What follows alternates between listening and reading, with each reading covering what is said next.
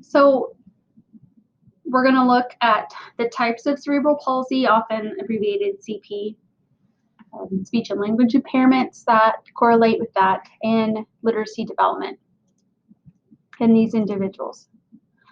So the subtypes are hypertonia, athetoid, ataxic, rigidity, and mixed.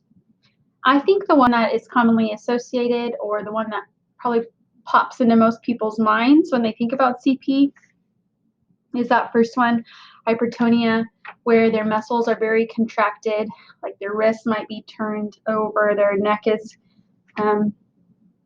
contracted downward.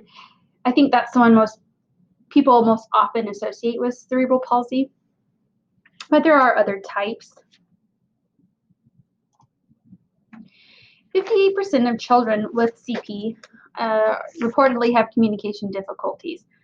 So that's not surprising, especially if we think about how, depending on their type of cerebral palsy, how that impacts their ability to get a good breath support, to phonate, to move the articulators in their mouth, to speak.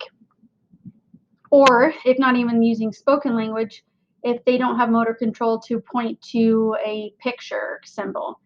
So it makes sense that they're going to have some communication difficulties. And 40% of school-age children with CP, they do have difficulties with intelligibility, like I was just mentioning, because the muscles they need to breathe and produce their speech, they have lack of control of them, and they have poor coordination.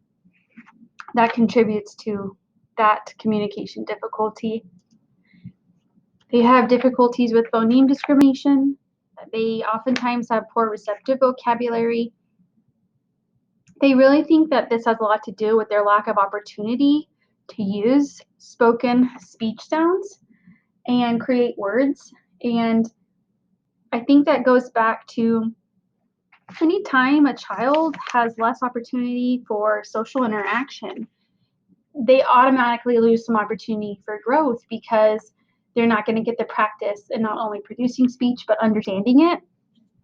And so if a child's unintelligible or nonverbal, it makes sense that a neurotypical child who's not been around a child with cerebral palsy might have a hard time engaging them in conversation and understanding that.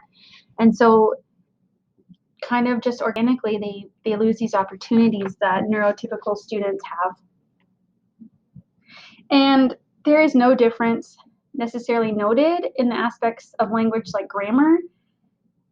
So we know there's a capacity for language learning there, but it should also be noted that oftentimes CP is co-presented with things like hearing impairment, vision impairment, and cognitive impairment. So that's going to make a difference in their language learning, not just the diagnosis of cerebral palsy. Literacy development, if we know there's a language deficit, we can assume there's a literacy deficit. So there is a significant difficulty for them to develop some really key literacy skills. If they're lagging in both their language and cognitive development, this is lagging even further behind because those things kind of come before reading ability, and I think we know that in child development. And then it's so saying why is literacy even further behind other than that? Some believe it's due to early home literacy experiences. Maybe they're not read to as much or included in that because there's this assumption they can't benefit from it. The reality is, for cerebral palsy, the main focus oftentimes is on the physical impairment, understandably.